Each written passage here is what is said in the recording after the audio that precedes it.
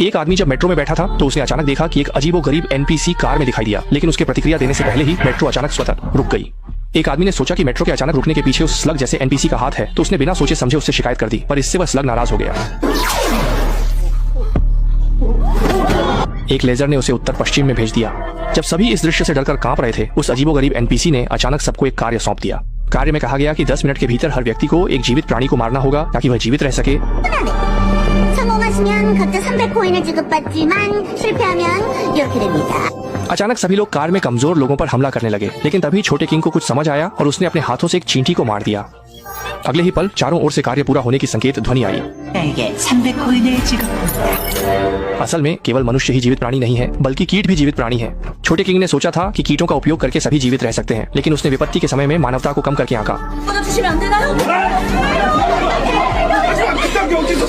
अगले ही पल सभी लोग उसके हाथ की छींटी को पाने के लिए संघर्ष करने लगे, लेकिन केवल छोटे किंग को पता था कि वह एक उपन्यास की दुनिया में प्रवेश कर चुका है।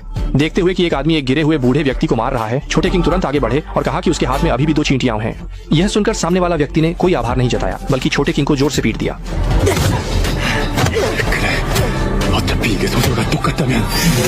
उपन्यास में लड़ाई की शक्ति बढ़ाने के लिए उन्नयन की आवश्यकता है। इस बात को ध्यान में रखते हुए छोटे किंग ने तुरंत 300 सोने के सिक्कों को शक्ति में बदल दिया, और जैसे कि अपेक्षित था, अगले ही पल वह व्यक्ति उसके एक मुक्के से कई मीटर दूर उड़ गया। लेकिन उसे यह बिल्कुल भी उम्मीद नहीं थी कि सामने वाले व्यक्ति के पास भयानक काले कौशल है, वह उसके सामने बिल्कुल भी टिक नहीं सका।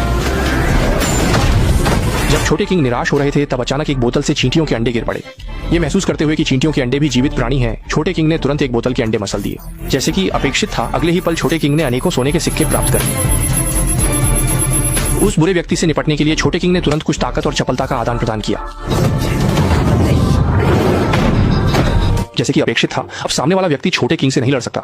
उसने छोटे किंग से अपनी जान बचाने की प्रार्थना की और वादा किया कि वह अब उस बूढ़ी औरत को नहीं छुएगा। लेकिन छोटे किंग को पता था कि ऐसे लोग जीवित रहकर भी एक खतरा होते हैं। देखते हुए कि वह व्यक्ति फिर से बूढ़े व्यक्ति को मारने वाला है, छोटे किंग जल्दी से आगे बढ़े और बूढ़े व्यक्ति की रक्षा की और फिर अपने हाथ की एक चींटी उसके हाथ में रख दी। यहाँ तक कि तभी 10 मिनट का कार्य समय भी समाप्त हो गया और छोटे किंग के प्रतिक्रिया देने से पहले ही उस आदमी के सिर पर अचानक एक बड़ा छेद हो गया। उसके बाद कई लोगों के सिर में एक बड़ा छेद हो गया और वे जमीन पर गिर पड़े। छोटे किंग को लगा कि बूढ़ा व्यक्ति बच गया है, लेकिन अगले ही पल बूढ़े व्यक्ति के सिर पर भी एक बड़ा छेद हो गया। असल में बूढ़ा व्यक्ति दयालुता के कारण उस चींटी को नहीं मार सका, जिससे लगभग 100 लोगों की मेट्रो में केवल कुछ ही जीवित बचे। सबको लगा था कि संकट खत्म हो गया है, लेकिन तभी नाक बहने वाला कीड़ा फिर से आ गया और उसने उनका अगला टास्क घोषित कर दिया। 야신 상장님들의 구원을 받을 수 있는 대구상을 정하는 시간을 가져볼게요. टांग की दिल की बात को समझे, उसने अभी तक खुद को नहीं बनाया है। मुझे आपके लिए एक उम्मीद भेजने दे, मीडा। तुम्हारा दोस्त मैं भी साथ भेज दूंगा।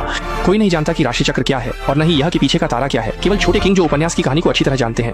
राशि चक्र एक बाहरी ग्रह पर स्थित अस्तित्व है। वे विशेष रूप से पृथ्वी पर कार्य कर रहे मूर्ख मनुष्यों को देखते हैं और पीछे के तारे को चुनने का मतलब है कि सहायता प्राप्त की जा सकती है, लेकिन सहायता प्राप्त करने के लिए